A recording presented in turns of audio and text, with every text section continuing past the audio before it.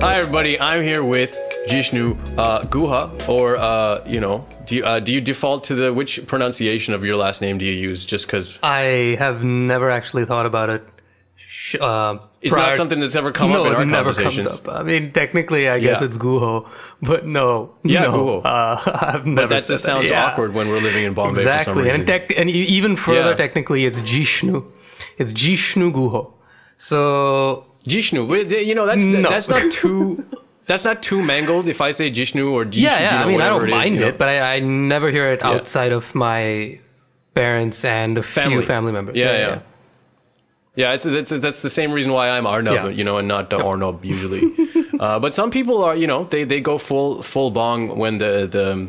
Hey, I've probably asked you this because I ask most bongs I meet, what's your daknam? Tunkai, what's yours? What? Yeah, I know. I've just made that public. I probably shouldn't have. Yeah, I know. What's yours now? You got to. I don't have one. Yours. That's the best and worst part. Whoa! So you just straight up asked me what mine was, and I told you, and you don't even have one. Like, how is that? That's not even fair. Man. It's my blessing and my curse. I mean, I guess it's good because most daknams are just silly sounding. They're silly. Mine's quite silly. But then you can also own it. Like, I knew. You probably have never heard a band from Bombay called Vayu, which was a classic rock cover band that me and the guys in my band kind of grew up with.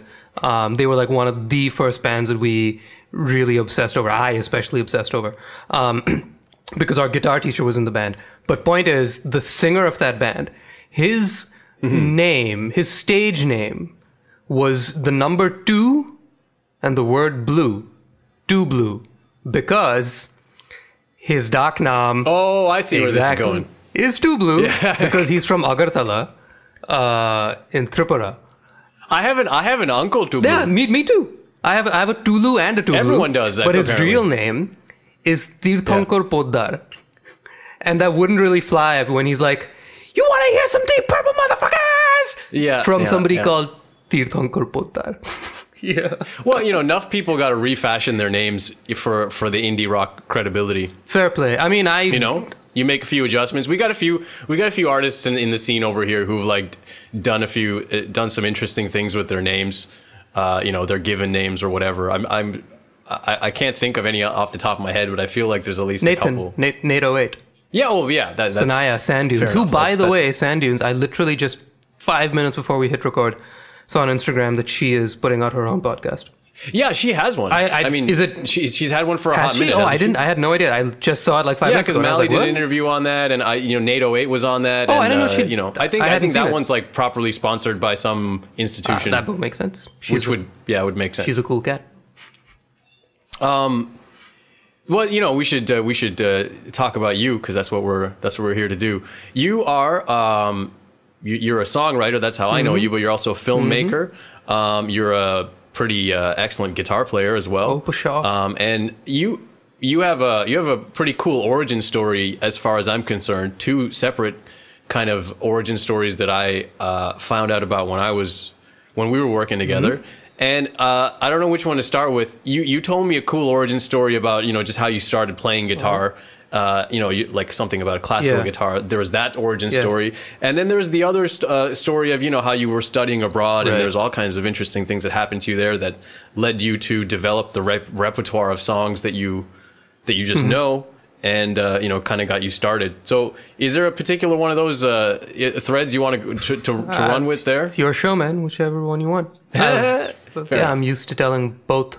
Well, just tell us about kind of what led you to go study in the States and studying in the States was kind of like always in the game plan, whether I knew it or not, because my brother, who is 5, almost 6 years older than me, went to the States before I did, and he had a great time. He's still there. He's married.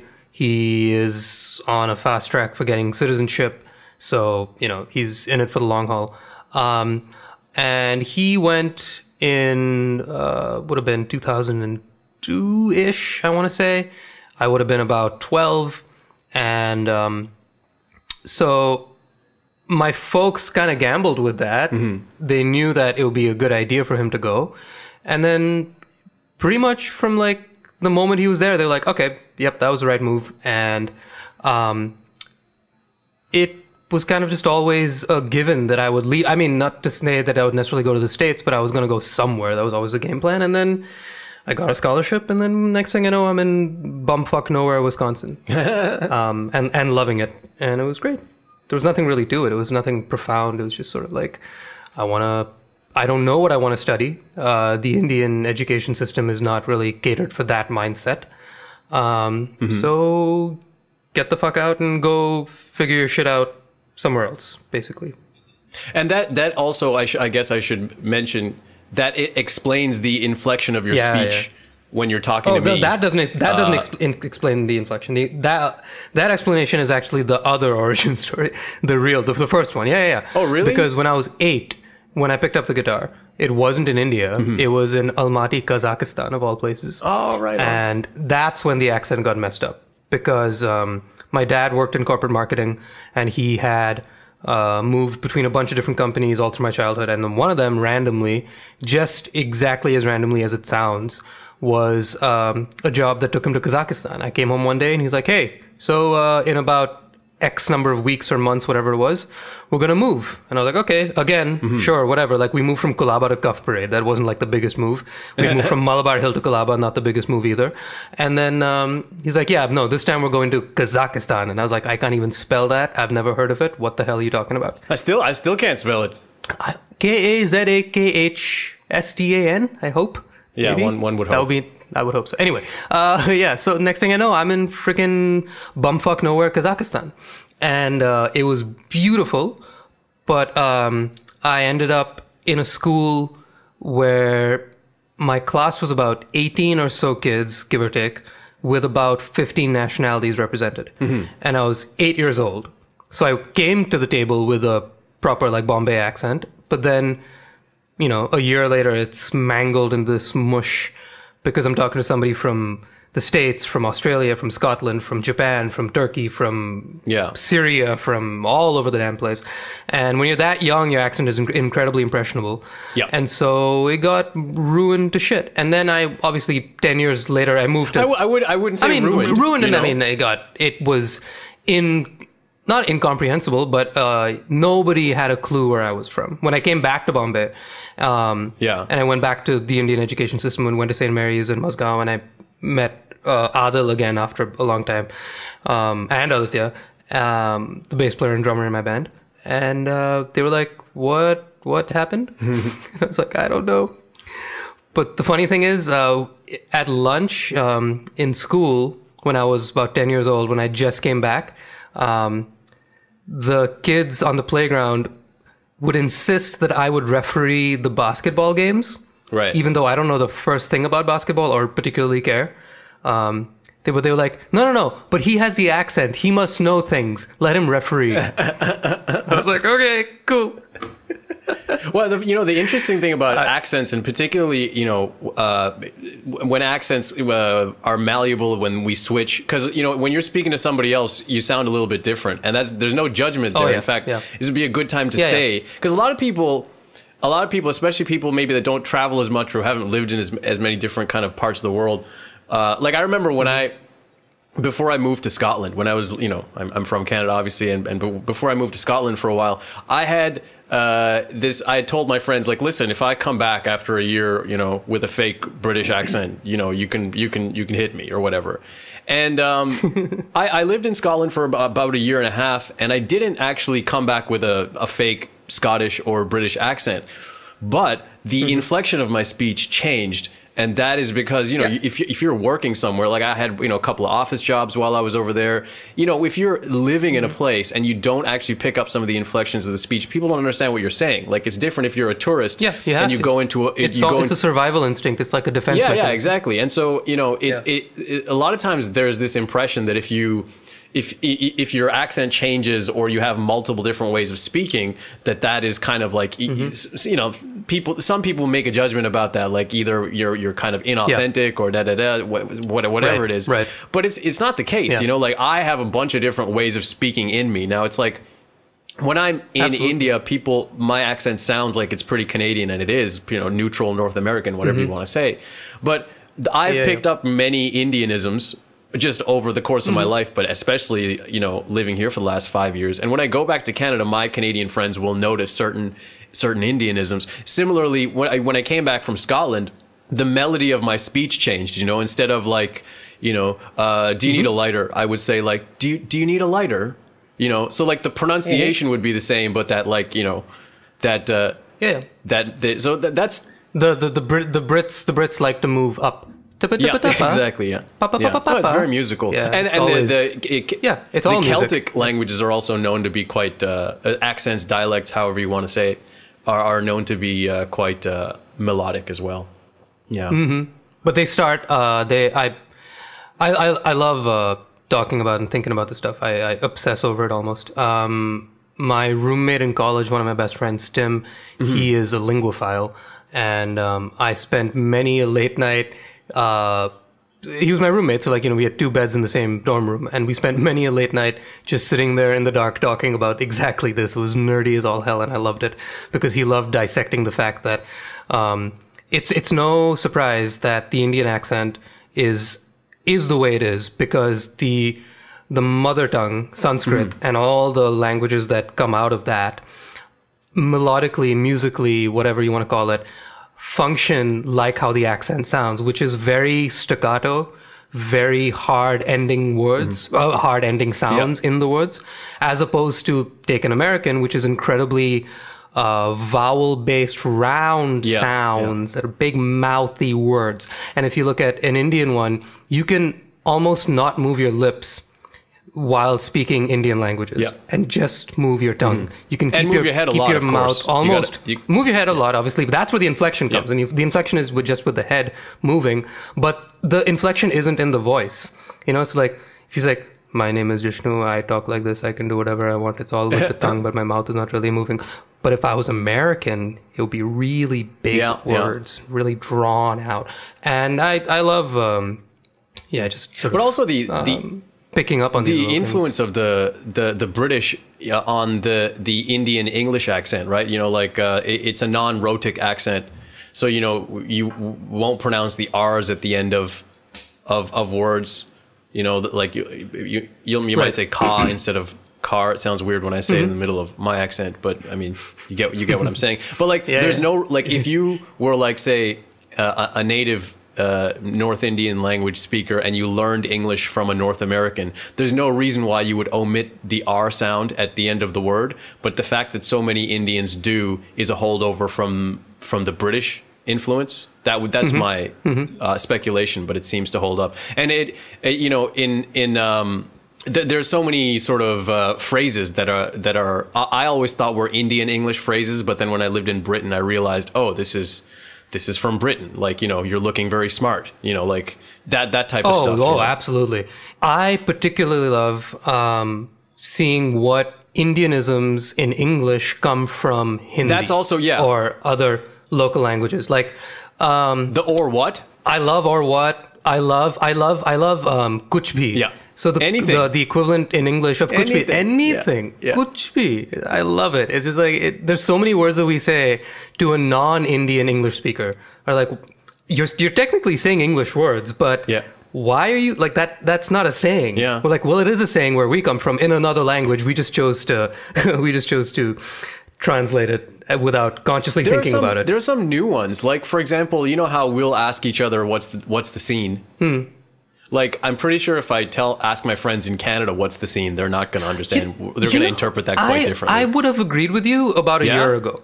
And then lately, honestly, I have seen, I mean, they don't use it anywhere as much as we do, because we use the word scene like the word fuck. Fuck can be conjugated as a noun, a verb, an adjective, whatever. We use it as anything, right? Yeah. Scene is kind of like our poster boy at this point.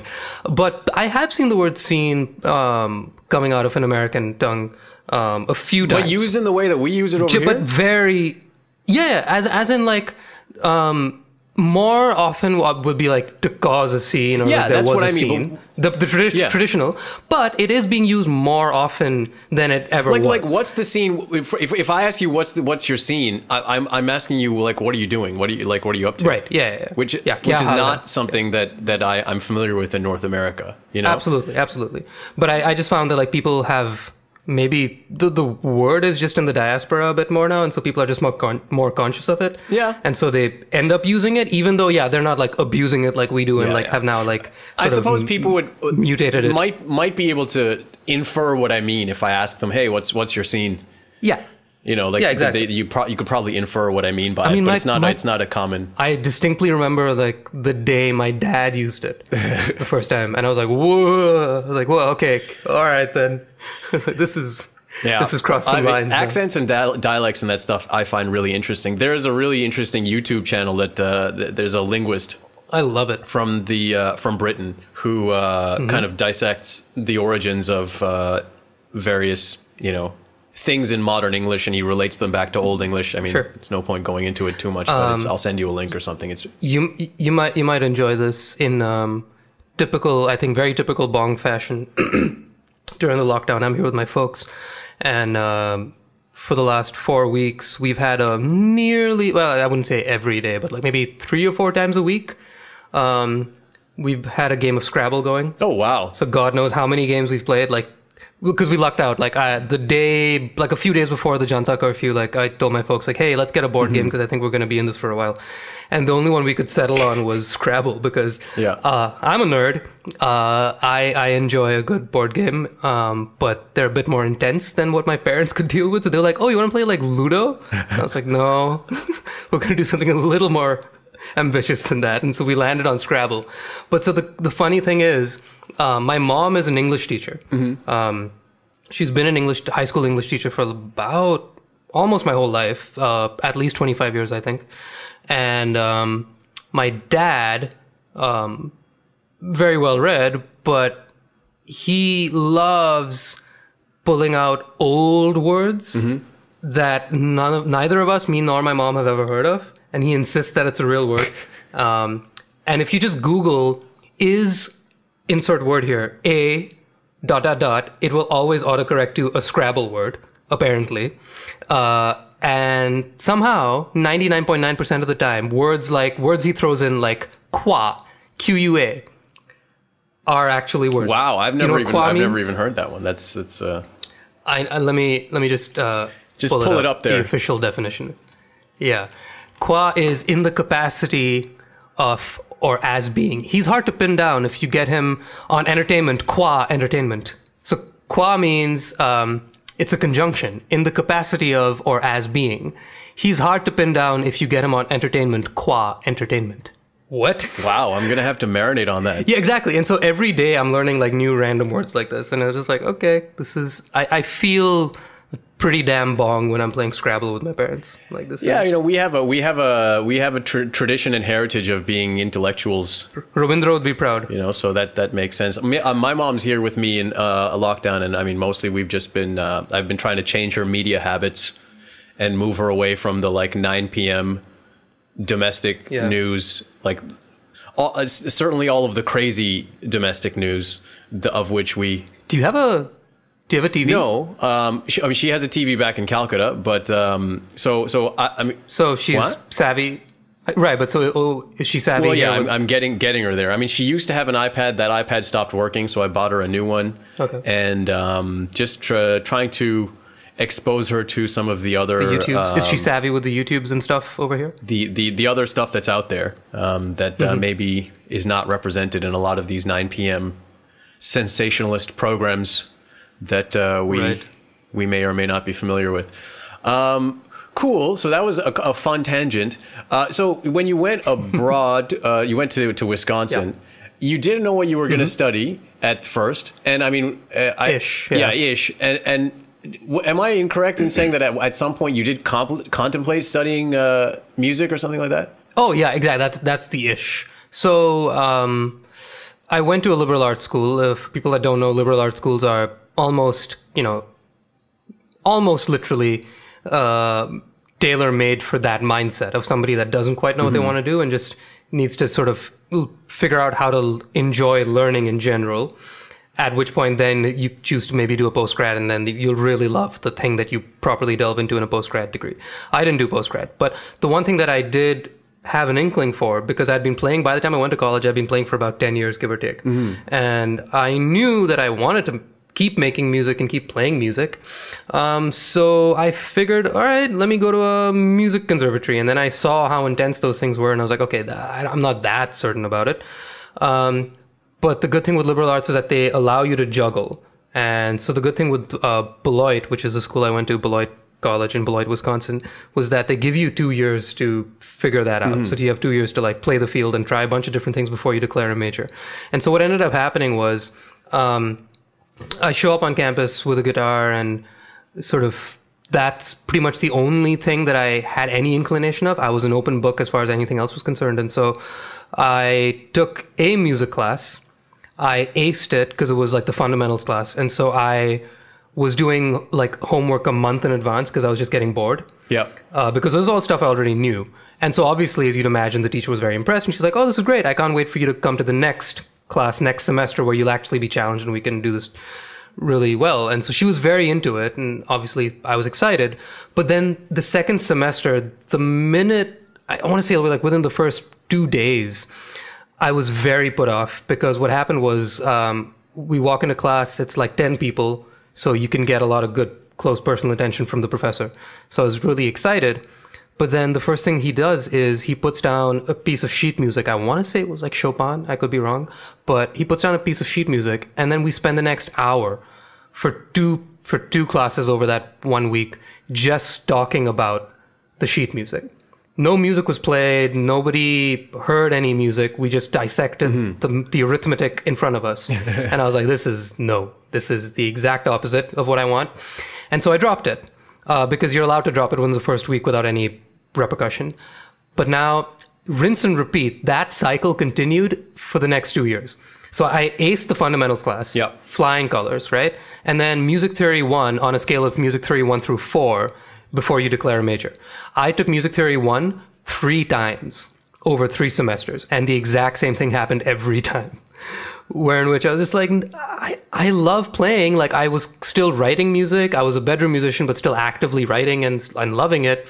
Didn't have an outlet per se. So only on like winter break when I'd go home once a year, I'd come back with the band and like we'd play 3 or 4 gigs if we were lucky at like Blue Frog and the Hard Rock and stuff.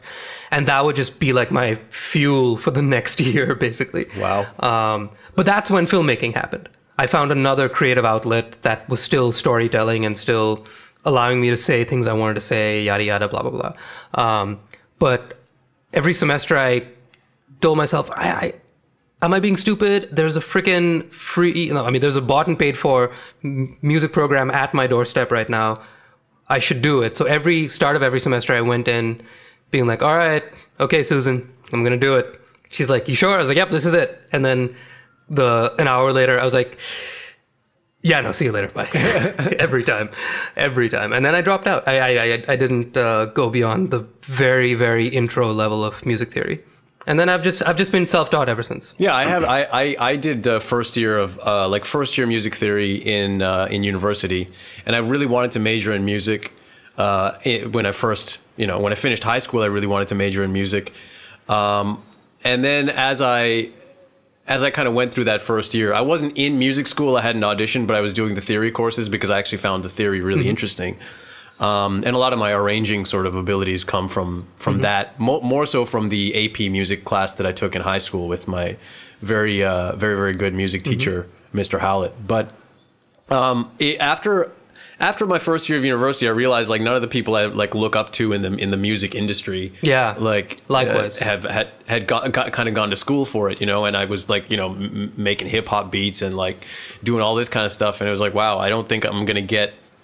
Especially at that time, this was like 2001. I'm not going to get what I need from a music program. Nowadays, they do have music, like all kinds of interesting, innovative music programs for like, electronic musicians and that kind of stuff. I don't know, if I would.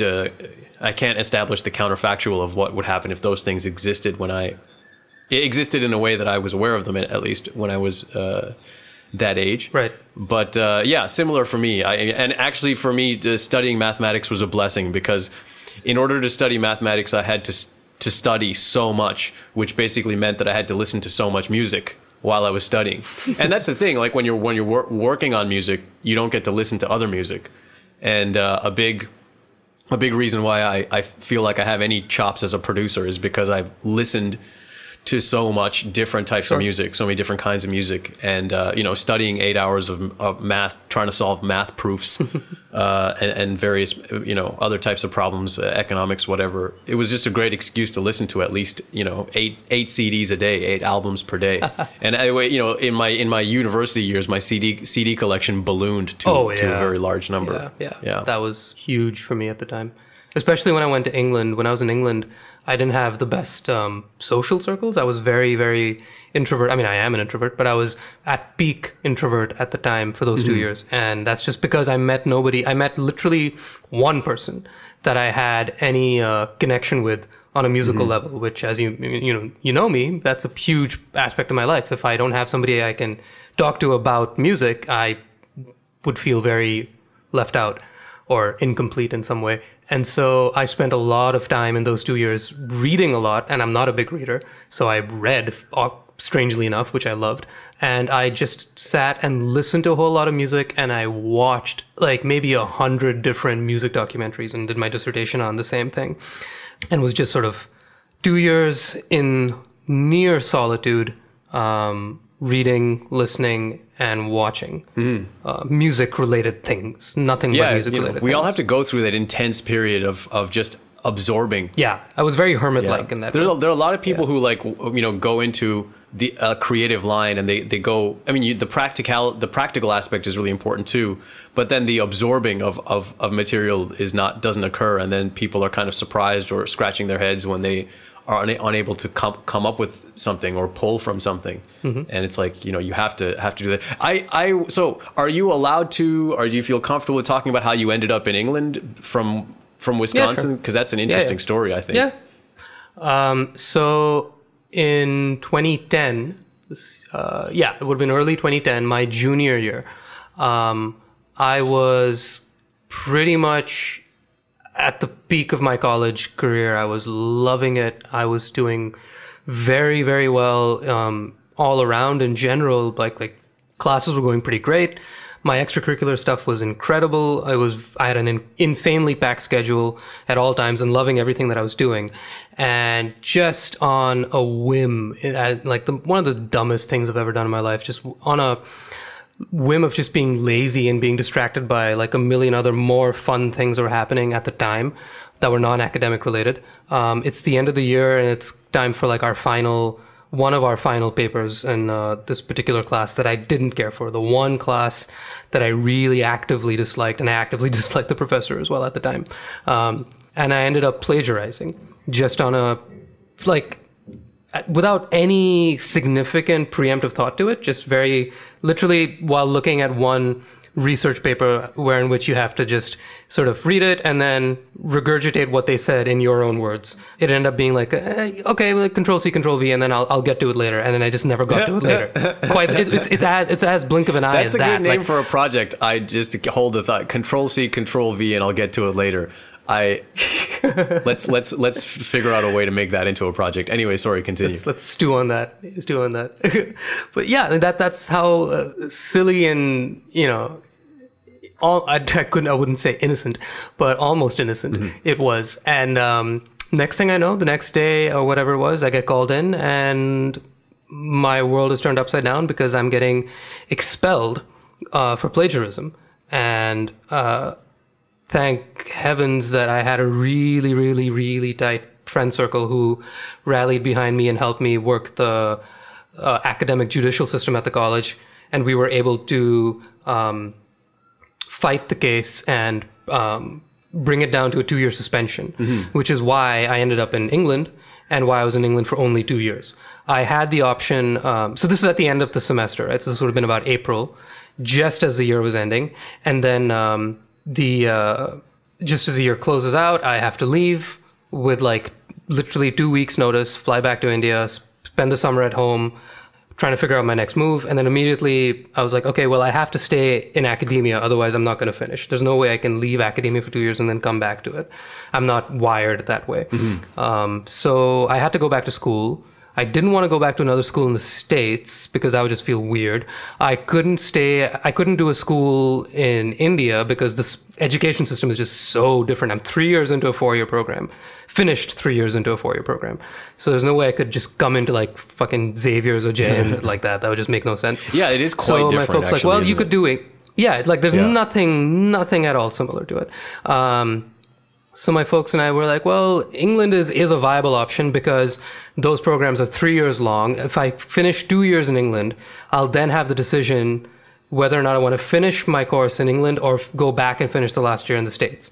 And I knew before those words even left my mouth that I wanted to finish back in the States, not only because I liked the people and all that, but as a personal sort of like, I want to prove to myself and to everybody that I love over there that I'm not a complete asshole and not a failure, and as you do, I'm going to finish what I started. Yeah, and I'm going to finish what I started, and so I did. And yeah, so I spent 2 years in England, pretty reclusive, just sitting there writing sad songs, watching movies, reading books, and then that's how it's done, people. Just in case anyone wants to know out there, that's how you do it. But then I busked my ass off, and that was the saving grace. That was the best silver lining of this entire thing. It was always a pipe dream of mine. It was always like a romantic little head dream I had to be a busker one day. And then I found myself in England in a very, very small town where it was literally free to get a license. You just apply online and in a week you get a little card in the mail. I still have it somewhere. And you're allowed to busk. And I did that. I did that 3 or 4 times a week for 2 years, anywhere from 90 minutes to 3 hours a day. Mm-hmm. And that's essentially where I cut my teeth as a live performer. That's where it really exercised the bad juju from what was going on in my life. Yeah. It kind of like, it just realigned everything. Because like the audience doesn't care. And it was just like, that way, any one pair of eyeballs that you get, you really, really connect with that. And that's all I needed. I just needed like, if I needed any validation, it was just like somebody stopping for like 5 seconds and being like, I'm going to hold off going to the store to buy some milk. I'm going to watch this guy for a second. I was like, great. That's all I need. That's all I need. Just tell me that this is worth anything for just 5 seconds. You don't have to give me money. You don't have to give me your name or your time of day. Just nothing but your time of day for just a minute. Mm-hmm. And that proves to me that I'm worth something. And that's about it. I didn't need much more than that, and that really, really helped me through it. Yeah, no, that's a cool origin story, I think. So after you go back to Wisconsin, then after this stint in England, mm-hmm. Whereabouts in England was it again? Portsmouth. It's one of the towns where the invasion of Normandy happened. It's It's pretty much the southernmost tip of the country. The Isle of Wight is just across. Right on. That's an interesting. I haven't spent too much time in the south of England. I mean, London doesn't necessarily. Were you count. in York? What? No. Where were you in England? I was in Scotland, but I would travel to England like whereabouts. I remember, we've talked about this. I forget. Regularly is an exaggeration, but I mean, when I lived in Britain, my whole situation was I would mostly just go visit places where I knew people. And so I obviously knew people in London, but then aside from London, I mostly knew people in like northern places. So like, Manchester, Newcastle, mm-hmm. that kind of thing. Okay. And there's a bunch of places in the south I would like to see if I get back there. I expect I will, although the world is in an mm-hmm. unpredictable state. We'll get there. So you finish your stint in England and you head back to Wisconsin to finish up your situation. Beloit. Yeah. Yep. And presumably you return to Bombay. And at what point does something like Geek Fruit come into play here? Was that much later or?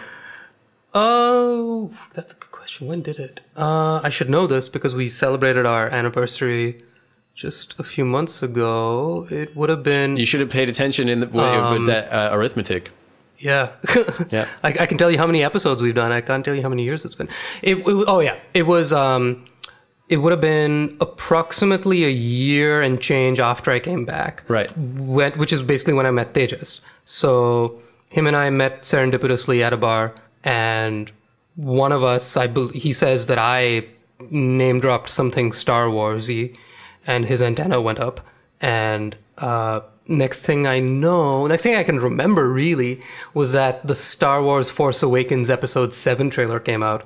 And I had a very, very tight nerd, I still have a very, very tight nerd friend circle back in the States.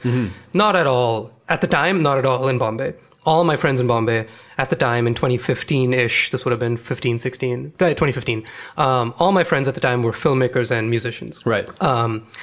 And so then I meet Tejas, and then this trailer drops, and I'm sitting at home alone watching this trailer, quite literally bawling with nerd excitement. And then next thing I know, I get a phone call from Tejas, who I just met like a couple of days ago.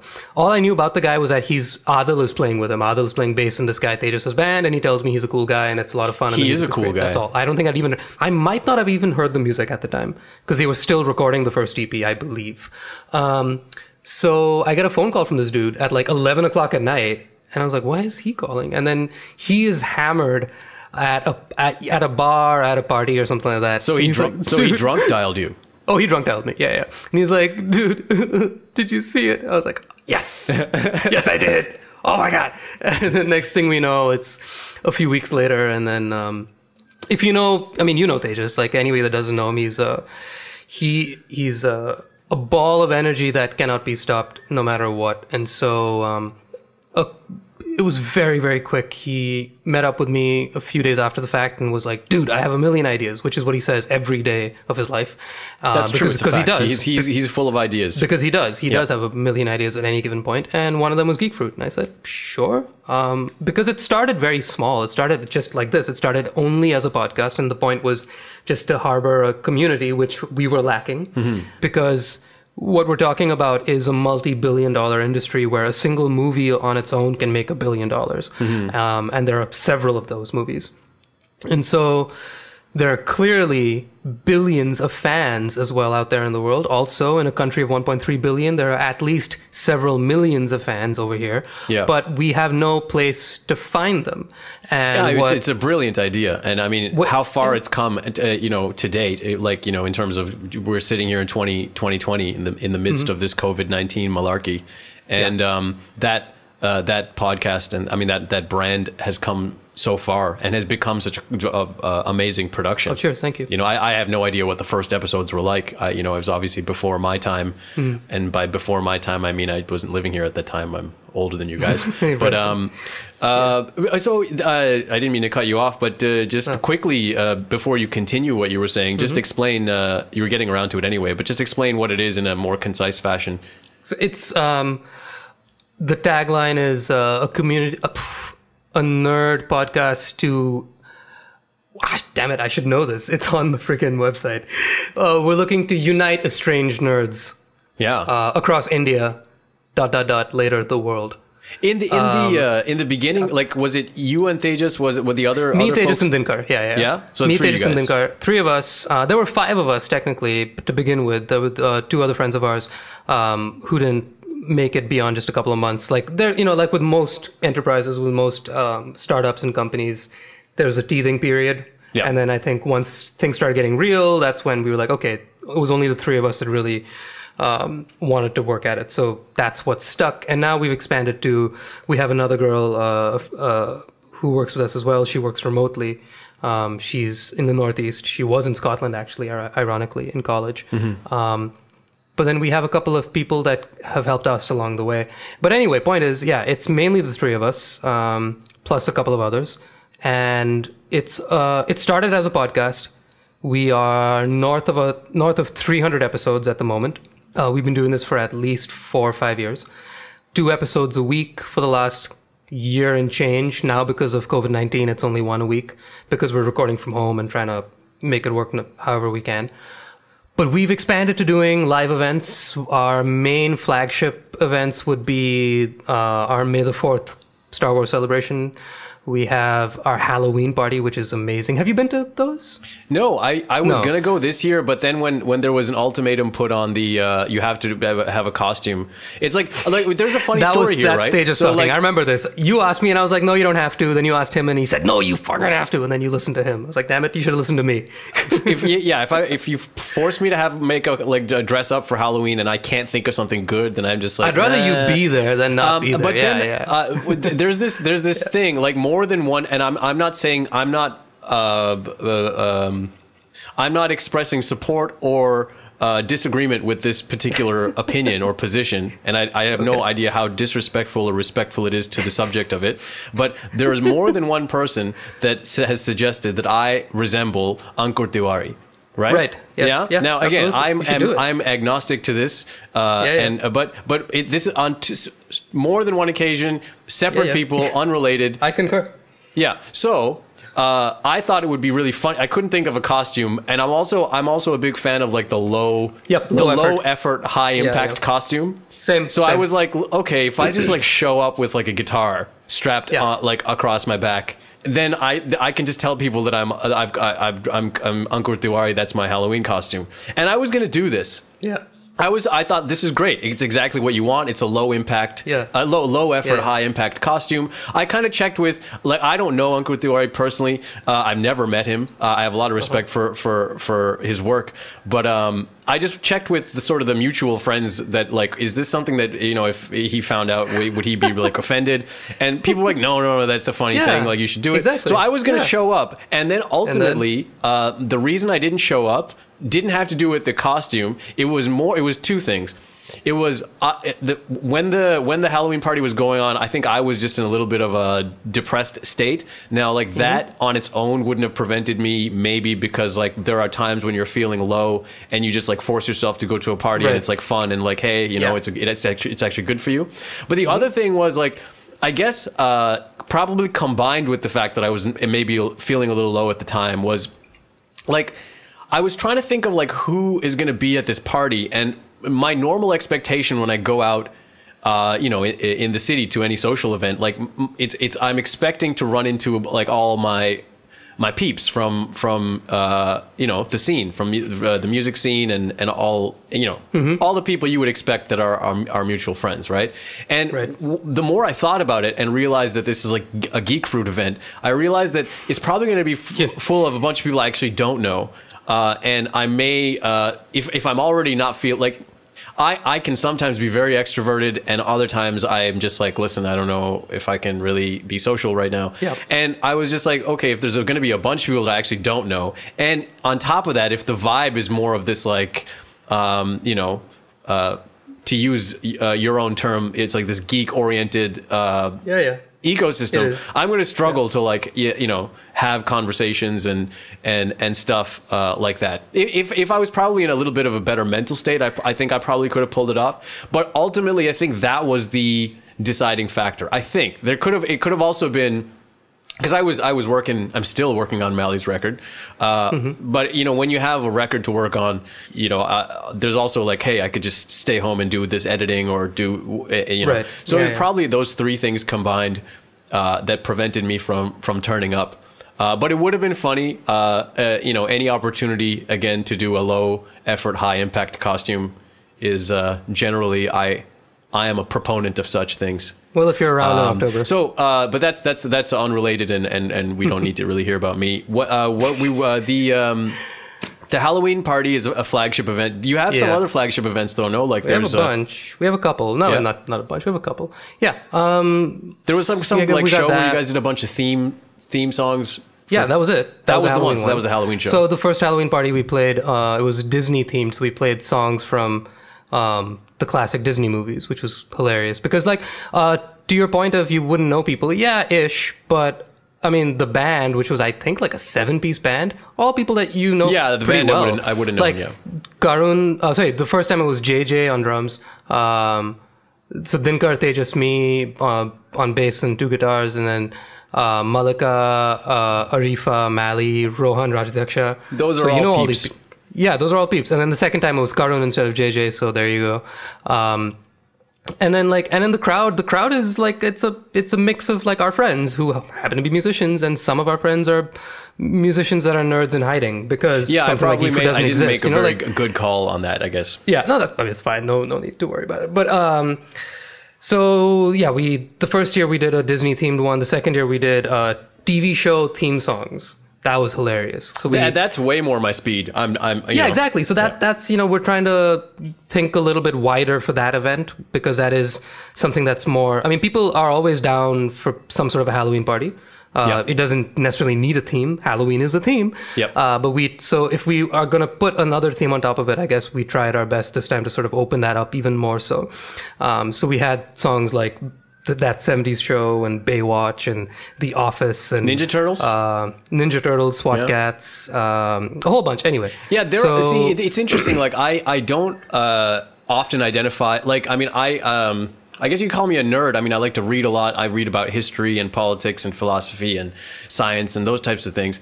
In whatever is considered the geek world, at first glance. At a superficial glance, I don't relate to it too much. Like the things that come to mind immediately are things like comic books and Star Wars. And my feelings about Star Wars. It's against my religion to ever watch a Star Wars movie. Right. So that's a huge problem if you're dealing with a bunch of people who are fans of Star Wars films. Right. So at first glance, there's not a lot there, but then there's a lot of other stuff that's like kind of in that world that I can get into. Like, for example, TV show themes for sure. Not exactly related, but kind of related. But me and Tejas actually had I'm sure not an event that was as intense as when that Star Wars trailer came out, but when the trailer for the latest Terminator film came out, and I know everybody trashes every new Terminator movie that comes out because you can't top Terminator 2, but I love the Terminator series. I mean, Terminator 2 is one of my favorite movies just because it has to be. I think it's then you just then you have it in you. You just need to find the right. It depends. Like if it's Terminator, and especially like Terminator and RoboCop, like I love talking about those movies. I really love talking about the. Have you seen? Are you familiar with RoboCop at all? Yeah, I've seen the. I think I've seen the first one only. So the first movie. Again, RoboCop is another one of these movies where when they reboot it, people are like, this reboot is not like the original such and such. But like the difference.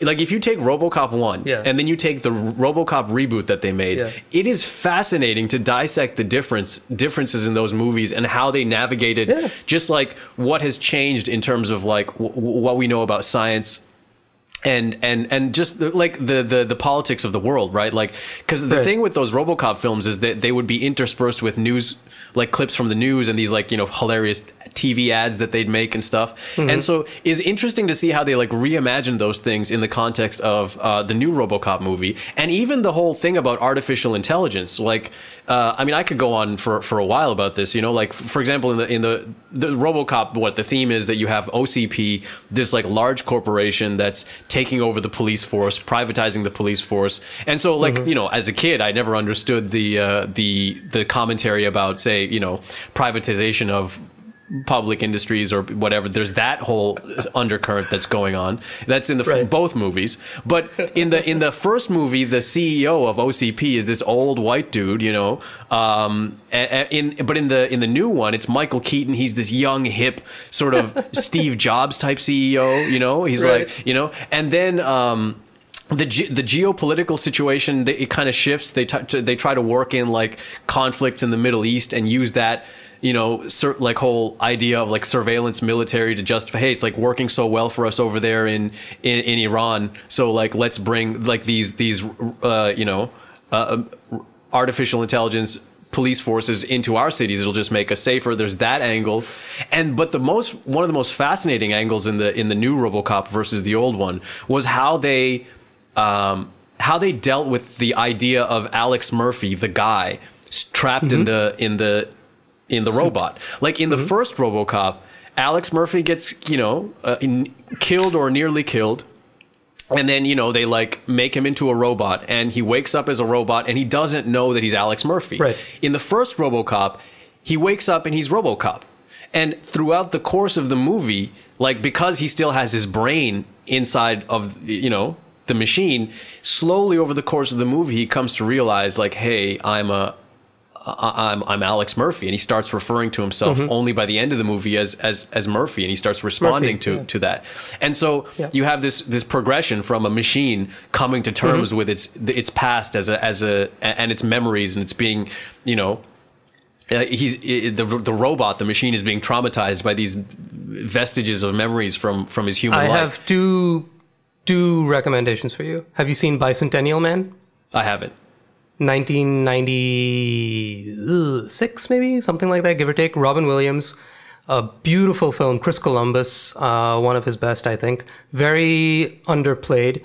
The filmmakers themselves had a lot of issues with it, but I think both Aegis and I love talking about this movie. It's that sentiment of a robot becoming human, and it's absolutely beautiful. It's not a popcorn kind of movie like RoboCop with like explosions and whatnot. So if you want something that's a little bit more quote unquote intellectual about that process and about that problem, it's beautiful. It's one of the most beautiful science fiction movies I've ever seen.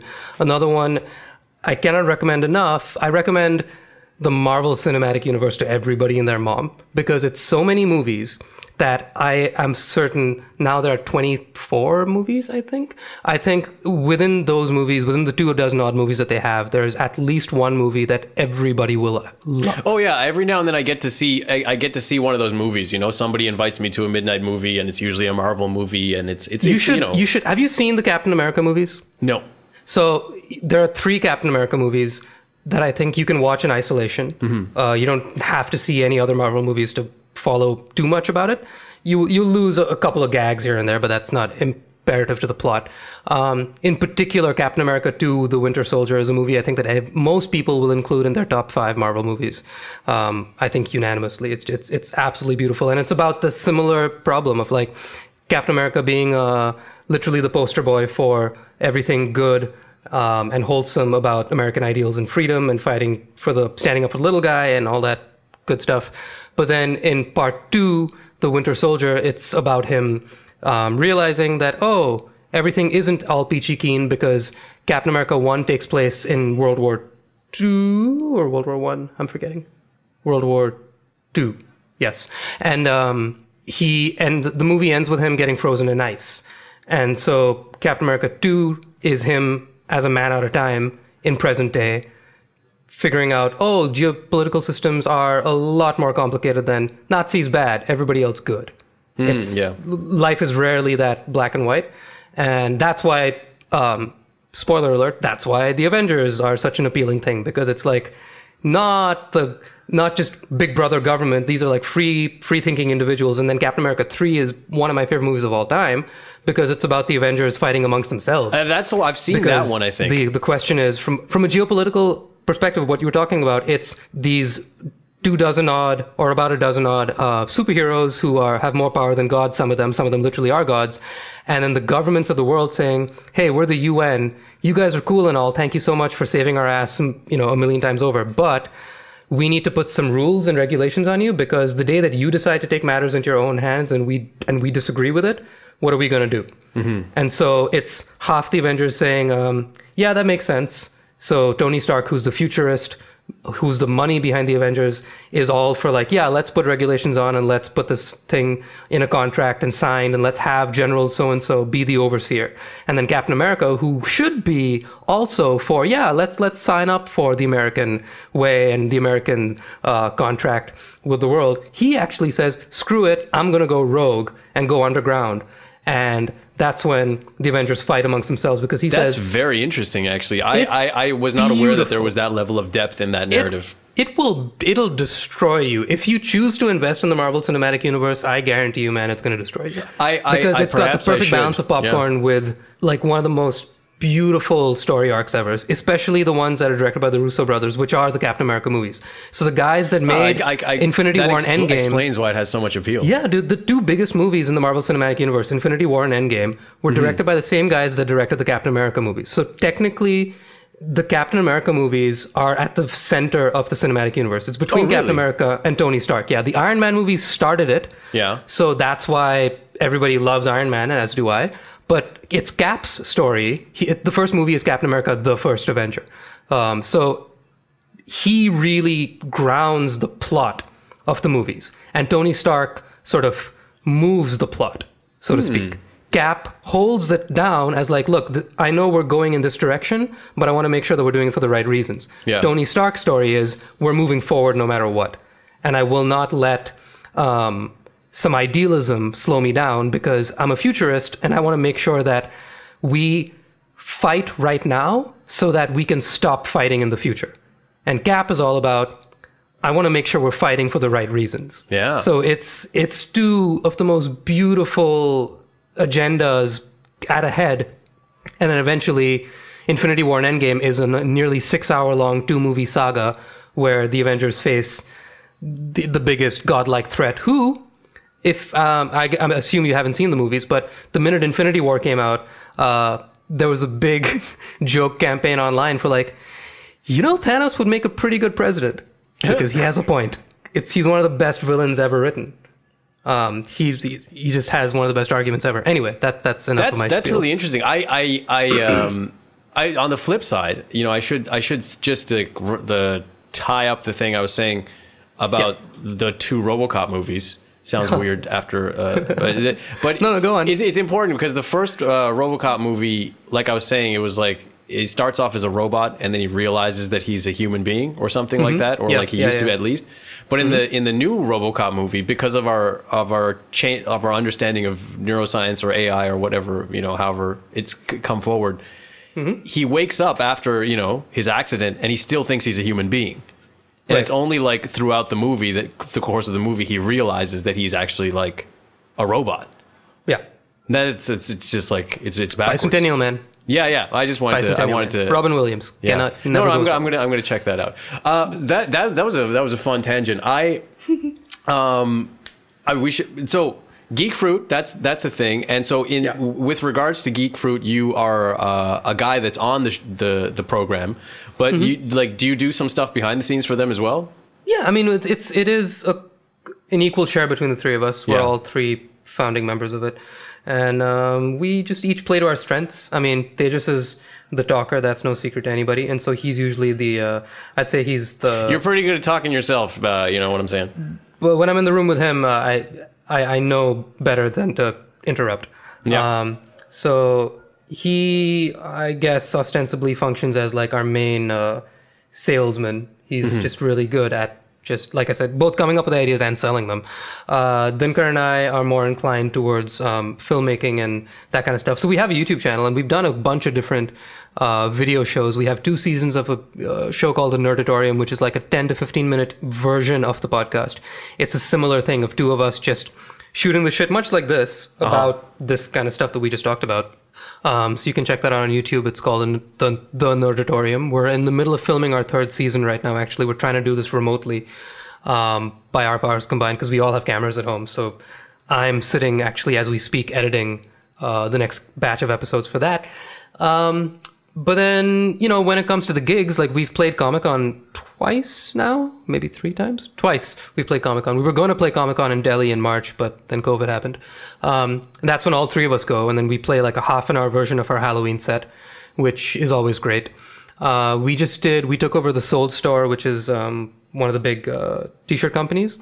Funny enough, one of my good friends from school is one of the founders of Sold Store as well. So it's hilarious that way.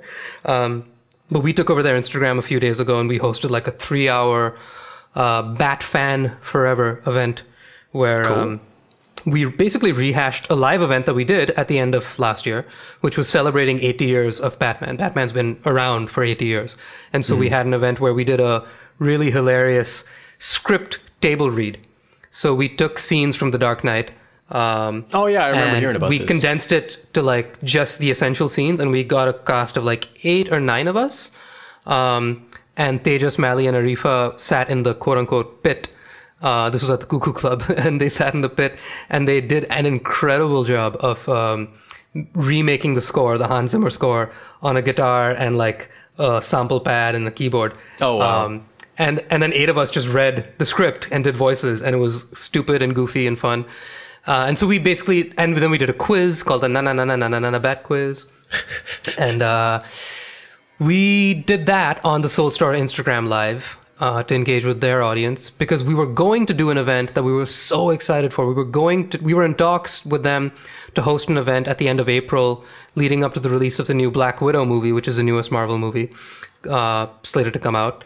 That was going to be a live event, but that obviously went to shit. So we said, hey, we want to help you guys out and do something. So we took over their account, and then we did the Bat Quiz. We did some what we call news and cues, which is basically, again, the podcast, a light version of the podcast. And then we did some songs, some sing-song Batman songs. But that didn't really go according to plan, because we're all still learning how to do this live streaming business. So unfortunately, the musical section didn't quite get off the ground. But everything else was a lot of fun, and it's always just a good time. Oh, you guys got a pretty comprehensive operation going there. Yeah, it's like our weekly therapy, basically. Because it's a good way to treat it. Yeah, I mean, much like how music is for me and for all three of us, we're all musicians. So I think this is just another side of that. It's just, it's nice to have one thing that offloads, I don't know, a cognitive attention away from the other thing. When music starts to get a little bit too intense, then you have the podcast to do. Yes. When the podcast or Geek Fruit is more than a podcast now. When that starts to get too much, it's weird, man. It's arguably the most. It really is the most. What's the word I'm looking for? The most structured thing in my life, in a way, because for the last 4 or 5 years, I've met these guys once a week, every week almost. No, definitely every week, for one reason or another. If not to record the podcast, then to meet and do whatever business development thingies that we're doing for the last 4 or 5 years. And I run a company. It's weird. I never thought I would do this, but then I had to meet somebody like Atejas to plant the seed in my head and be like, well, yeah, why the hell not? It's a, it's a very cool thing. I'm infinitely impressed by the whole operation. I think we should talk about, your music and your filmmaking. So there's two threads here. I mean, 2 threads, and then there's 2 more in the music, at least that I know of, probably more than that. But just from the filmmaking, I mean, you have created a bunch of music videos as a filmmaker for a variety of artists. And that's for, Mosambi juice, as in my Bengali pronunciation. How do you guys say it normally Mosambi, when you're... Yeah. Mosambi juice. Yeah. So there's multiple people involved in that. Yeah. Right. So who's involved? What music videos have you done that are notable? And Moju is Krish Makija's baby. He's the main DP behind any and all Moju productions. I don't think there's any Moju production that we've done that he hasn't DP'd. He's also a great producer. He's getting better and better with every project that he does. As you do.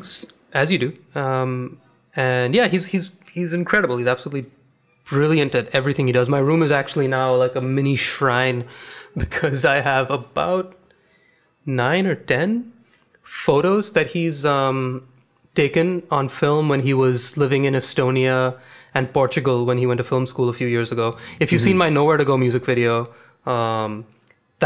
he filmed that while he was at film school in Portugal. And so I have a bunch of photos that he's taken of that time, and it's incredible to look at. Anyway, point is, Moju is his baby, but it's kind of just a ragtag band of whoever's available and whoever's the right fit for each project. He oversees it, and then kind of depending on the project and whose skill set is applicable. Cool. We have a rotating crew of maybe half a dozen to about 6 or 8 of us that will cycle through it, plus a couple of extras and interns and friends of friends and all that whatnot. But we've done a bunch of music videos. I've done, as director, I guess? As director and editor, yeah. I've done, I did the one for Mali, we did Mango Showers, we did 2 for the Cognac Net, we did Crawling, and then a live video for Allison, and a live video for the second song I'm forgetting. You can tell me. The Cognac one? Yeah, from the live gig. I haven't heard it. I know that the 2 songs were recorded from that. Yeah, it's on their YouTube. The second song is on their YouTube as well? Isn't it? Or did they? Oh, maybe they didn't put it up. I don't think they released it yet. I think it could be they finally heard us. Yes, it is. It is. They finally heard us. Yes, but yeah, you're right. Maybe they didn't put it up. Yeah, so we did that. I've done a bunch. Small talk? I'm really bad. Yeah, small talk. I'm horrible with remembering my own stuff. Well, you've done a bunch. Yeah. Which is great. I like to stay. I mean, the Blackstrap Blues ones are probably the ones that mean the most to me, arguably. I do recall you talking about how much you kind of look up to. Yeah, I mean, he's my hero in every single definition of the word. But yeah, that was absolutely incredible. Krish and I were both pinching ourselves the entire time. Yeah, I've done a whole bunch, and then we did some music festivals. We've done the Mahindra Blues Festival, so I got to film Buddy Guy. That was quite a treat. Sitting side stage the entire time.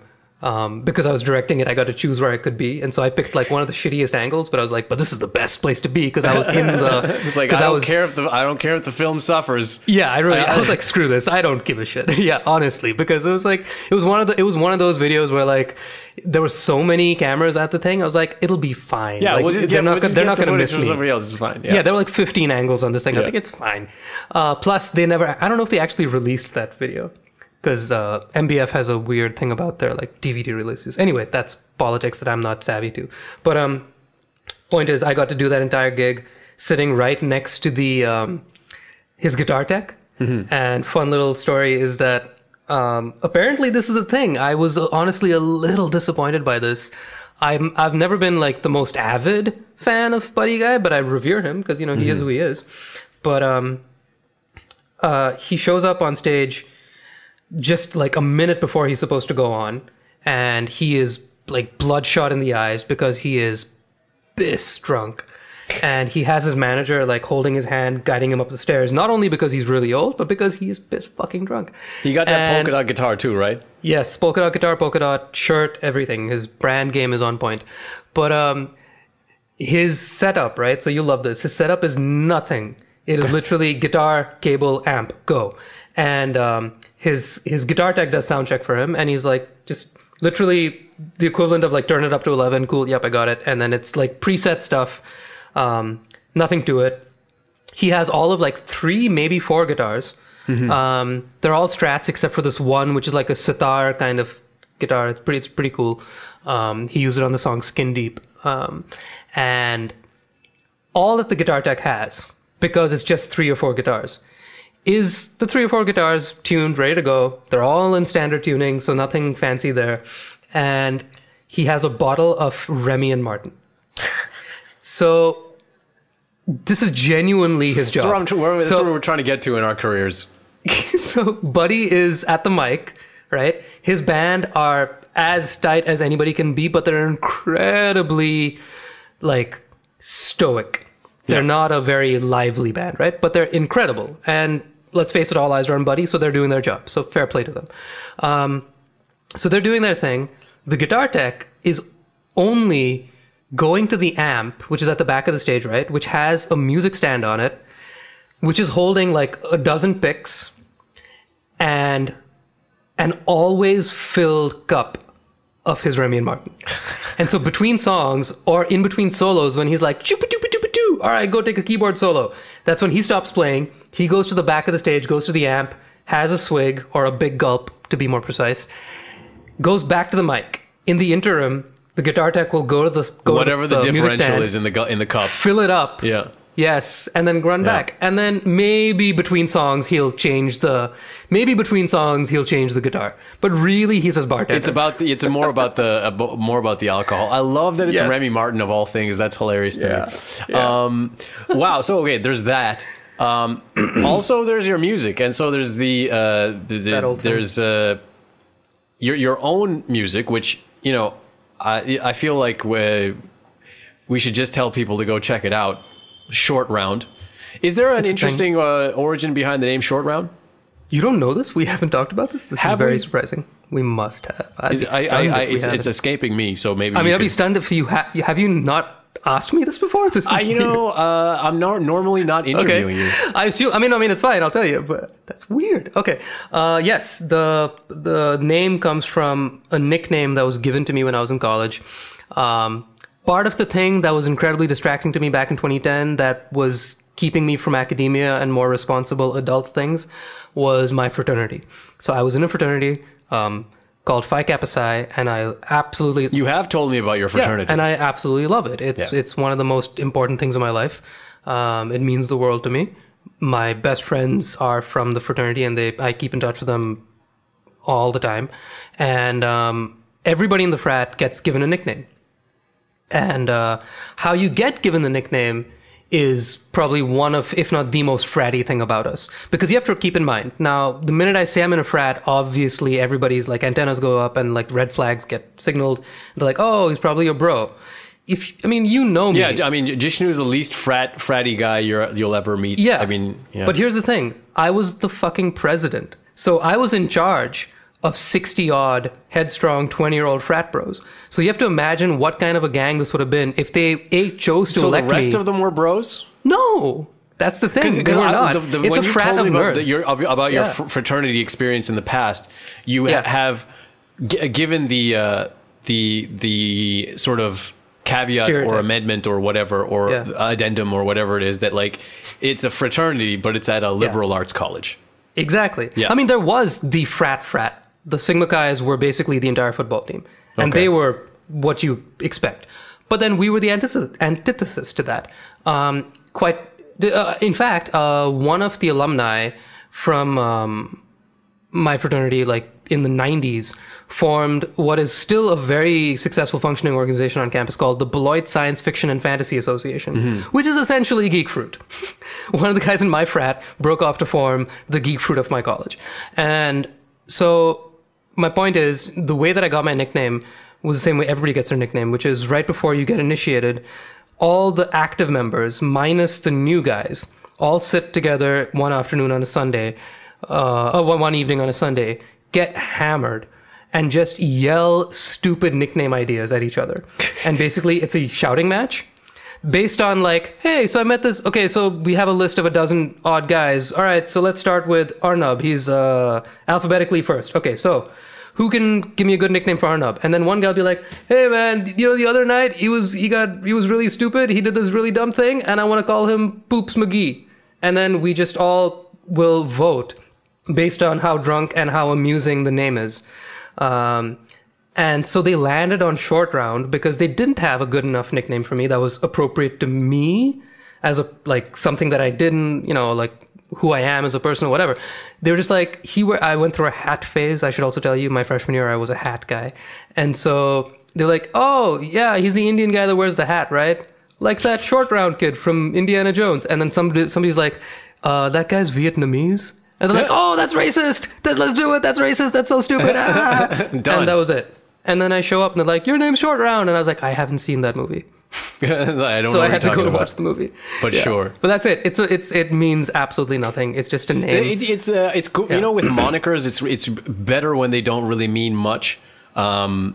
That's kind of the same. Yeah, I can hold on to it better. Like I like the fact that there's some anonymity to it. I really enjoy having a moniker because then I don't feel bound to being a singer-songwriter. Because I probably told you this a few times, that I never set out to be a singer-songwriter. I never had any aspirations of such. I've always been more enamored by bands, and I love the idea of a group of people working towards something bigger than themselves, which is why I like the fraternity so much, because it's about something bigger than yourself. And if I can do that with music, then that's the best of all. That's why I love filmmaking, because it's such a deeply collaborative endeavor, as opposed to, say, writing a book, which is just you and the blank page. Yep. We all do that. I do that for scripts. I do that for all my songs. But at the end of the day, I have to hand it over to you or to somebody else to play on it, to produce it, to mix it, to record it, to whatever the hell. So with a moniker, I'm not bound to people always immediately thinking, oh, this comes from the one guy. Because that's never the case. Almost never the case, I should say. And I would hate for that to be the presumption for a new fan. Yeah. I would hate for a new fan to come to my gig or like pick up my song on Spotify and be like, oh, Jishnu Guha, he wrote a song called whatever. But they're like, my band is like 7-8 people now, and then I have the crew, the tech crew, which is anywhere from like maybe 4 to 7 people as well that have jumped in at different points in the process. So it's so much bigger than me. And if I have a name that isn't my own, then there's some anonymity that I can hide behind that, and there's some vagueness to, well, is this just one guy? Is that a band? Yeah. What is it? And I was like, well, it's different for everything. So that's why it's not me, because it's a lot more than just me. No, it's a really good way to look at it. There's no way I could release however many songs I've released if I was just left alone in a room by myself the whole way through. And the short round is you just kind of said that you don't want people to think about it as just you, but it's kind of, I guess, it's the musical project that's mostly under your control, like you being the front person of it. Yes, it is. I guess. Yes, definitely. Yeah. Yeah. But in contrast to the fact that you you do play guitar in the Light Years Explode. Mm-hmm. Yeah, and the Light Years Explode is one of my favorite bands in the country. I think they're like in my top 2 favorite bands, and I mean, I love that band. It's amazing. Who's the other band? Well, the Ganesh Talkies, but I don't think they are playing anymore. But they're in my top. Those 2 bands stand out. There are a lot of awesome bands, obviously, but sure. Those 2 bands stand out actually for the same reason, which is that they really both bands embodied what I would say is such a sincere punk rock delivery, and I mean, it's like there's nothing inauthentic at all about it. Like when I saw the Ganesh Talkies the first time, and when I saw the Light Years Explode the first time, I was blown away by the energy and the. Yeah, I mean, like, we see such a wide variety of bands, and like on the other end of the spectrum, when you've got like a bunch of people that have all gone to jazz school and are there, sort of in a very calculated way, doing, doing this sort of mathematics or whatever it is on stage. And there's that, and that can be very sterile. And then on the other hand, sometimes you have acts that are trying really hard to copy a particular Western style, and it maybe goes wrong, comes off as inauthentic or whatever. And then there's various degrees of that. But both the Light Years Explode and the Ganesh Talkies, it was such a sincere, visceral thing. I was like, this is legit. This is the real shit. I'm down with this. This is what it is. And so, yeah, I mean, I wanted to mention that you play in the Light Years Explode because I think they're so awesome. Do you have anything that you want to say about that band, or what it's like being in the band? It happened in pretty randomly, to be honest, because I forget if it was before or after Saurabh and I wrote Nowhere to Go together, because I had such a great time writing that song with him, and that was kind of the point of my second album, which was an entirely collaborative album. The point was, like I said, I don't want to be just one dude writing songs alone in a room, so I made it a point for every song to get somebody different and just see what happens, and it worked out beautifully, I think. So with the Light Years... What's the name of your second album? With Friends Like These. Yeah. So with Saurabh, it was so quick and so much fun the way Nowhere to Go happened. And I guess it was just a matter of like, he has always had, for the longest time, had a second guitar player live. Dinkar has actually played with them a number of times. When I first moved back to Bombay and I saw them play again after a long time, I too have been a huge fan of theirs since their first EP. Yeah. I actually had a show when I was in England where we were doing a radio class, and I had to, like, for the final thing, we had to actually go live on the radio, and student radio, and I played a bunch of Indian bands, and Light Years was one of them. I'm pretty sure I played Cognac Night, I think, actually. Anyway, point is, he has always, for the longest time, had a second guitar player. Dinkar was playing with them for a little bit when I first moved back. And then this album happened with him, or this the one song on the album happened with him. Next thing I know, he's like, hey, are you free to jam and play on a couple of songs at this next gig we're doing? And then I started playing maybe like 70% of the set. They would like start the set as a trio, and then I'd come on, and then we'd finish the set together. And then eventually we got to writing together. And now it's actually been a while since I played with them because, Jeremy hurt his hand. Yep. Right. And so the Light Years took a pause while he was recuperating. And that was like late last summer, I think. Yeah, it was. It was a while ago. So I haven't seen the guys since then. They're still writing. It's really easy to get to nest in the city. They're doing the best they can. Saurabh and Shalom just put out a snippet, like a demo of a song, about a week ago on their Instagram, and it's pretty great. But it's a very different vibe. It's a very sort of like Brit poppy kind of 1975 type of stuff. He's been on that trip for a while now. But yeah, I honestly, I can't really tell you too much more about the Light Years right now because I myself don't really know what's going on. I mean, like nobody knows what's happening. That's cool. I just want people to know that you are in that band in some capacity and that band exists because it's such an awesome band. Well, and I would really like it if they just hurry up and put the record out already. Which I've been saying the same for a while. I mean, like I recorded for the album maybe 2.5 years ago. Something like that. Yeah. We tracked at Bradu's place. At least 2 years, maybe more, maybe 3. And I have no clue where it's at because Saurabh is a little all over the place when it comes to that kind of stuff. It's a band where there's like nobody in the band. There's not a weak link in that band at all. Like everybody is just it is a full. There's a communion of the people on stage when the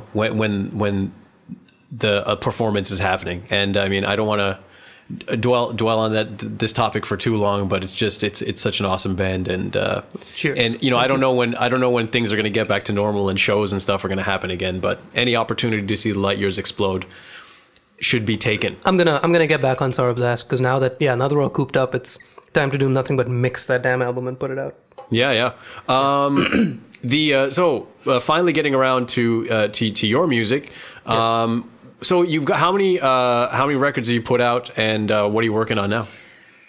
3 records, 2 EPs, 1 full length with you. That was the latest one in June, I think, of last year.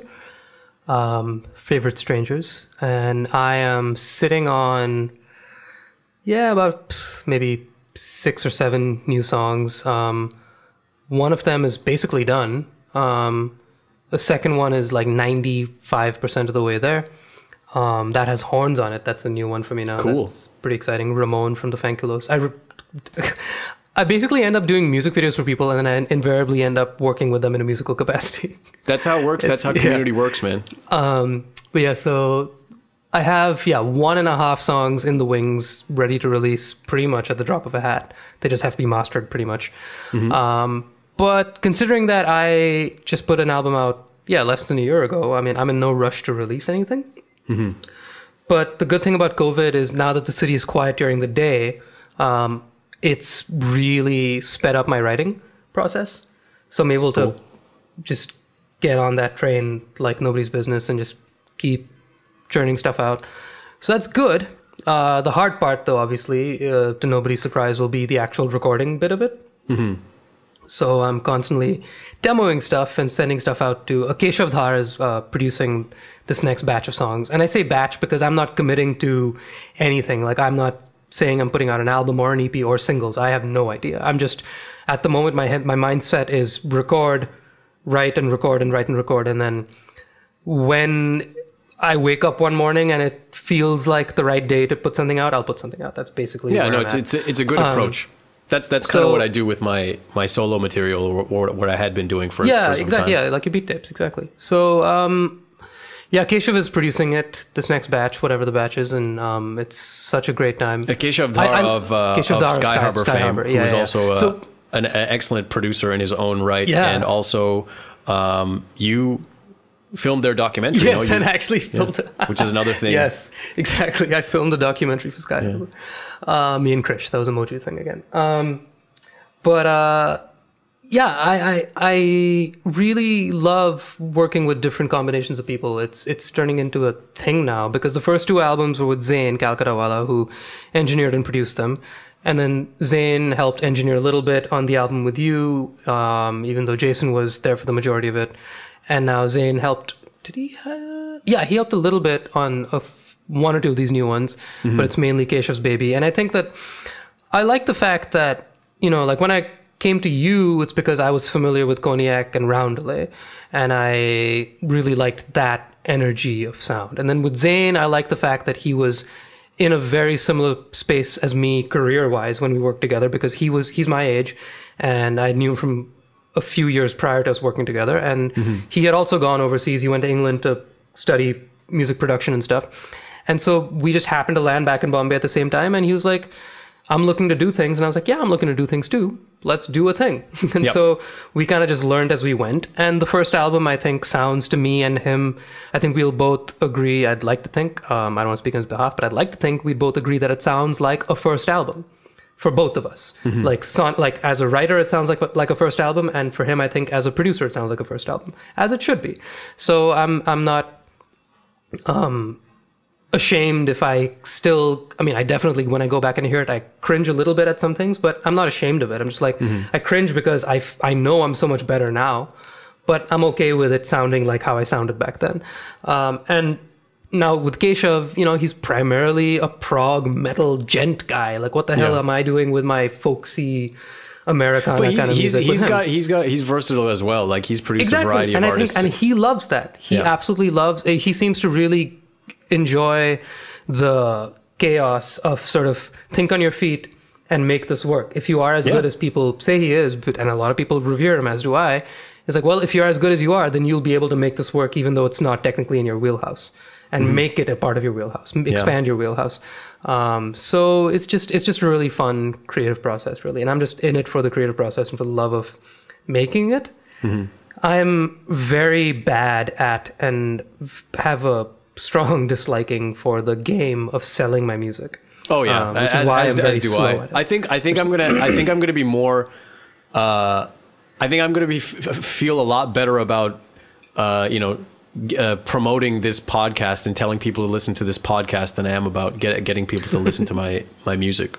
How many have you done, by the way? This is you're the first official one. Oh, I was gonna do Jason first. I did a test run with Jason.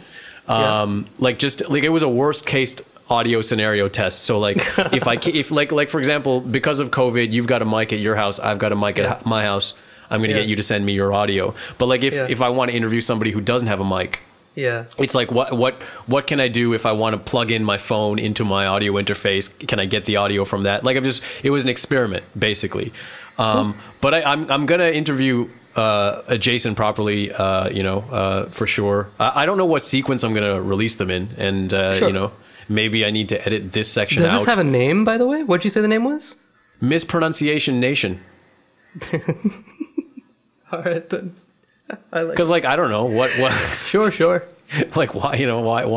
Why the hell not? Well, it's actually, I didn't come up with that name with this in mind, but my name, I always have issues with how it should be pronounced. It changes depending on my geographic location. It changes depending on who I'm talking to, and that's also the case with a lot of people in our boat. In a diaspora type situation. Like, we started off this conversation trying to figure out how to pronounce your name. Right. Both of us being of Bengali background, there's always like two options of how to pronounce a lot of things. Yep. And there's always two options and then the third anglicized option. And so, again, I didn't actually come up with that name with this in mind, but now that name is there, it's just a fun way of justifying what will inevitably many questions asked. Hopefully many questions asked to many different people about, hey, so how do you prefer to say your name? I mean, because there's at least 3 different ways that my name is said normally.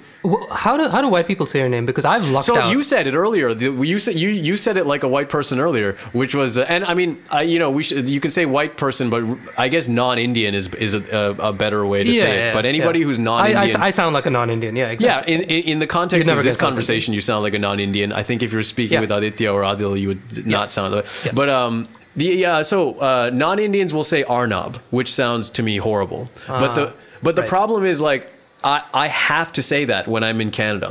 This might seem blasphemous to my Bengali friends, but I prefer like the pronunciation I prefer is Arnab. Sure. Right? Which is a Hindiized version. Yep. But Yep. The funny thing with Arnab, which is it's very weird to say. It's hard enough to say Arnab in the middle of like I have this neutral North American accent, mostly neutral North American accent, and the thing that I is just a normal thing in my life that happens is that when I have to put in a random Indian word or name in the middle of me speaking English like this, there's like a bunch of gears that have to shift in order to say the thing, and it still sounds weird. Like, and if I'm speaking like this, Arnab sounds weird to me, and I do have to like sort of change the way I'm moving my mouth just to get my name out. But it's extra more. It's like more difficult if I use the Bengali version. Like if I say Arnab, it's harder to say while I'm in the middle of this accent. Now, if I'm speaking Bengali, it's fine. It just rolls off the tongue. And similarly, if I'm introducing myself to somebody in Hindi, then introducing myself as Arnab is really quite simple and it sounds fine. But there are a lot of scenarios where it's like, if I like chop off all of the English, then I've pronounced, like I have this issue with when I'm trying to say Dheer's name. Like if for some reason, like if I chop off all of the English on the front and back side and just isolate his name, I've pronounced it correctly, I'm quite sure. But something about the flow of speaking in this accent, which is my normal speaking accent in English, and then just saying that name, it just gets fucked up. It's like a speed bump. It's like you gotta exactly. Make sure you do it right. I like saying Arnab, and I try to maintain this when I go back to Canada, but invariably it becomes more and more difficult to keep it up. And even I find myself having to default back to Arnab, which sounds, I don't like that. Like, I don't like the way it sounds. But I'm also not one of these people who's like really fussy about how you say my name. Like some people like, it's spelled with 2 T's or whatever, like people are really intense about that. But because like the thing with my name, it's not even a spelling thing. Like when you see it spelled, it's easy enough to spell. But like if you meet me at a, you're introduced to me in some social setting and you're like, oh, what's your name? And I'll say Arnab, or I'll say Arnab or whatever. Even if I say Arnab, it's like people can't hear these frequencies, it's like, excuse me, do you mean Arnaud? No, Arnab. Arnav?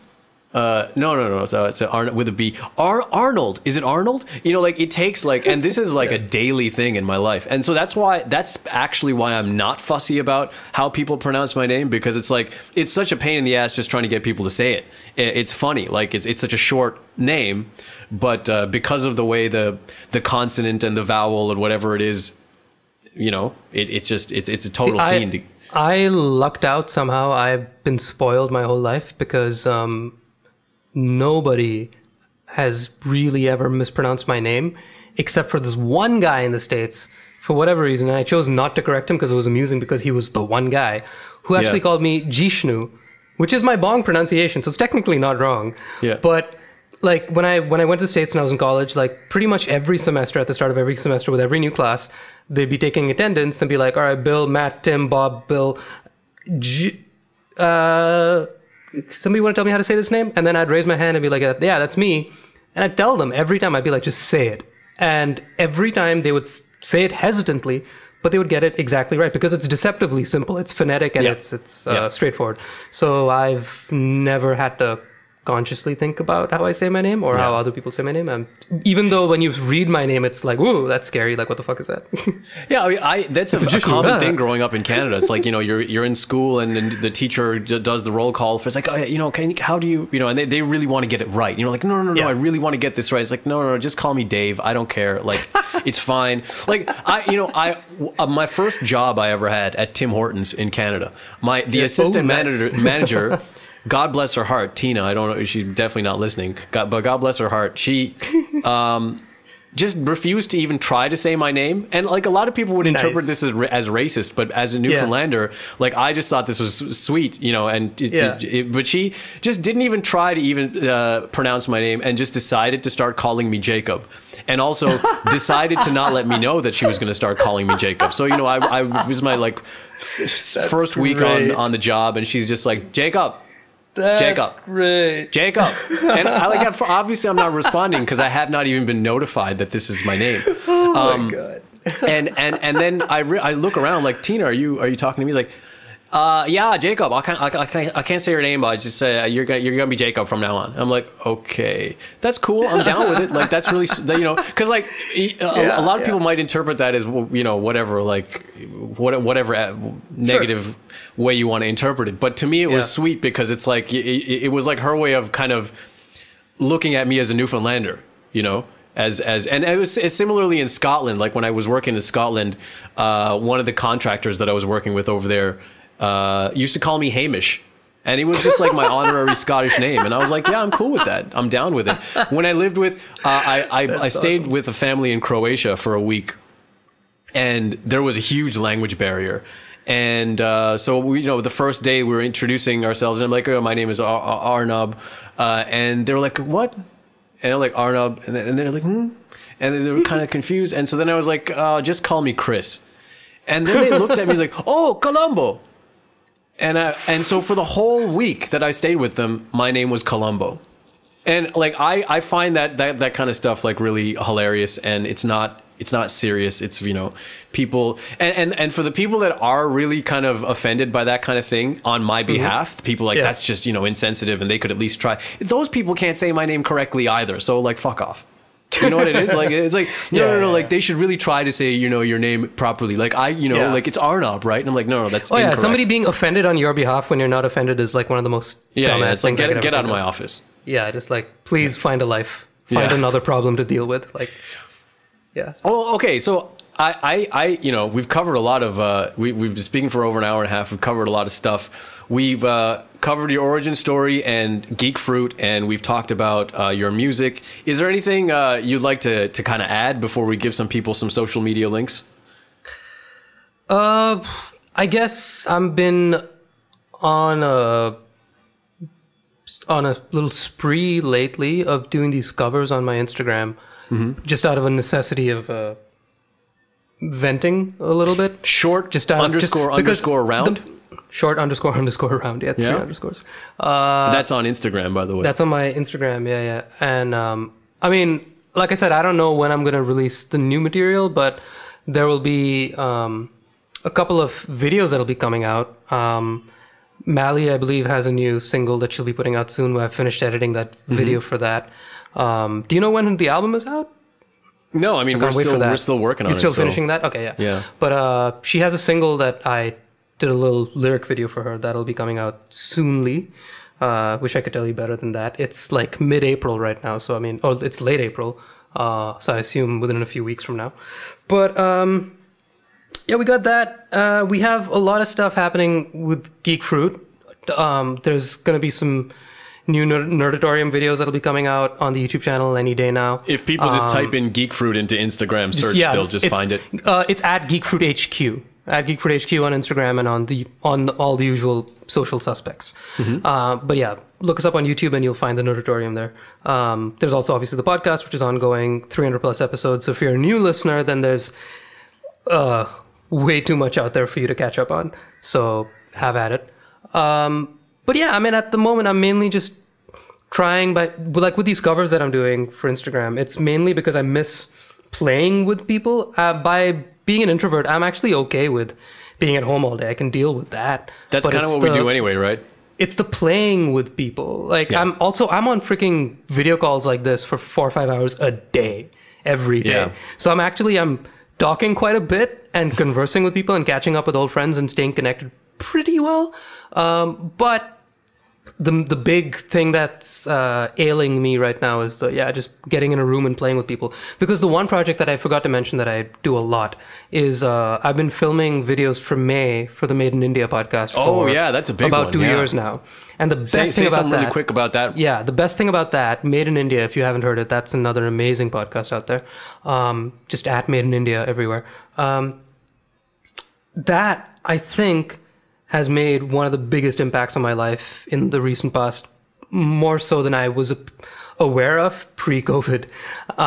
Towards the tail end of last year, I started picking up on, wow, I really should be more grateful that I have this gig, which is that I go in there and I film pretty much the entire episode that they film at Island City Studios, which is, you know, one of the best studios in the city.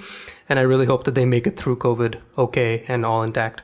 But I was basically at Island City filming a new band and a new artist about every week. Pretty much almost every week for the last 2 years. And being an introverted guy, I don't get out that much. And I haven't gone to too many gigs in 2019, I'll admit. But at the same time, I've been exposed to so much new music that I never would have heard because I don't get out. And so I really miss having that. So anyway, my point is, at the moment, I'm just writing up a storm, and then every now and again, I'll put out these cover songs just to sort of like put a bit of enough of a lens on me by having a camera in front of me, as opposed to the recording bar in my DAW, which is happening every day when I'm demoing. Yeah. If I have the camera on me and that's filming, then I feel a little bit more pressure to like, quote unquote, perform. With that sense of urgency, which I would get if I was just doing something as simple as like the last musician I met before COVID was Jason came by. And we were working on guitar parts for some new stuff. And like, I haven't gigged in a long time, and I haven't felt the need to get out there and perform in a while, because I've just been loving the snowball effect of writing and creating with people. But within writing, there still exists a level of performance with your peer. With the guy across from you on whatever instrument he's on, because like when Jason shows up and he says, sometimes you just want to be able to like lean over and shove somebody. Well, I think it's also that I want to make sure I don't waste his time, because like I respect the man, and I called him here because I have quote unquote business to tend to, and I want to make sure that I do it well. And so even though I'm not performing for his applause, I am performing for him to like the idea. You know, I can play you the greatest song in the world really poorly, and you'll think it's a pretty shitty song. It has to be done well. So I miss having that. And I was getting that by being in a band of 7 people, because on any given day, pre-COVID, I would be talking with somebody in my band about some tiny little detail about some new song that we're working on. And that would scratch an itch of like performance, quote unquote. And now that I don't even have that, that's why I've been doing these videos, because it just gives me some level of urgency of like, all right, you better nail this in this one take, because people can see how you're messing up if you mess up, as opposed to when I'm just doing demos at home, because then I can just like chop it up and edit and whatnot. And working with Keshav, he's a friggin' whiz at that. So he's like, oh, you didn't nail it? Don't worry, I'll make you nail it. And he makes me nail it. That's pretty much the main agenda right now, is just writing up a storm and then trying to make Geek Fruit work as best we can remotely, and we're doing okay so far. So, touch wood, things are pretty good. Cool. Well, that's that's awesome. I look forward to hearing the new material, and I guess we should wrap it up there. Yeah. Cool. Thank you, man. Any links or anything you want to add? I mean, we mentioned all the socials, right? Yeah, we mentioned the social. I'll send you some links if I have some stuff there. All right, cool.